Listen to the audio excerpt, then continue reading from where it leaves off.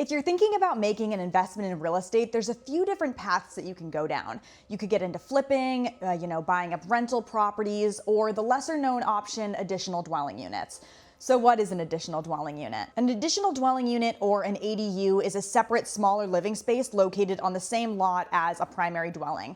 This basically just means you can have a tiny house on the same property as your home and potentially rent it out. Now, towns are allowed to determine their own rules and regulations for ADUs, so unfortunately the rules are going to vary in each municipality. Currently, my dad, Michael, and I are working on some timber frame structures for another project, so that's why my background looks a little bit messy, but working on this project got me thinking about how ADUs can be such a great opportunity for people, and not a lot of people know about them. Now, as a real estate agent, I'm not legally allowed to tell you what I think you could potentially make off of an investment. And realistically, I couldn't even give you an exact number, as the rules and regulations vary from town to town, and there's a lot of different factors that play into how much you can make off of any sort of real estate investment. But if this is something that interests you, it might be worth doing a little bit of research and seeing if this is right for your next real estate investment. If you want to know about specific towns in, the coastal York County area, we do have a few videos describing the exact rules and regulations for some of the towns in the area.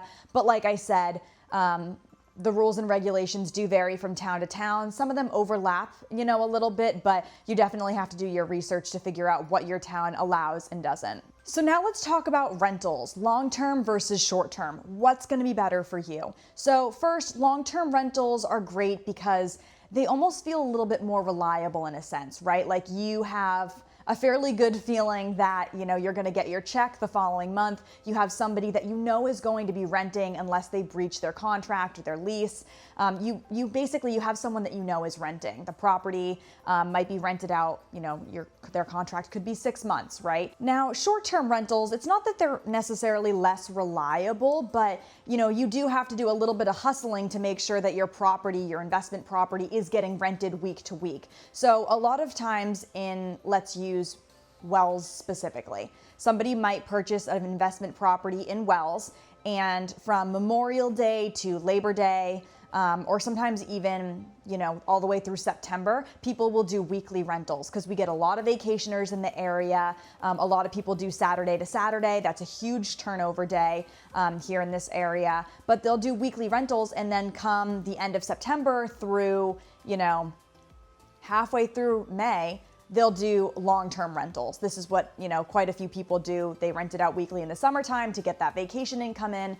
And then for the winter, they do a long-term rental. That way you kind of get the best of both worlds. But like I said, sometimes it's a little bit less maintenance. If you're doing long-term rentals, you don't have to worry about getting in there every Saturday and cleaning the whole place out, worrying about if your weekly renters on vacation are having any issues. But the plus side to those short-term or vacation rentals is people can make a little bit of a business out of it. Not that you can't with long-term rentals, but a lot of people are on vacation and, depending on what kind of house or situation you have set up, are willing to pay premiums for certain things, whereas a long-term renter, somebody who's looking to just live here year-round, they're not on vacation, they're just looking for cheap rent, whereas somebody on vacation isn't necessarily worried about those things quite so much. So the long-term rental benefits, it's a little bit less maintenance, and that check is going to come in every month, whereas, the short-term rentals are a little bit more maintenance, but there is a lot more turnover with that sort of thing. And a lot of people personally feel that when you're dealing with vacationers, things are a little bit less touchy-feely, and people don't have to worry about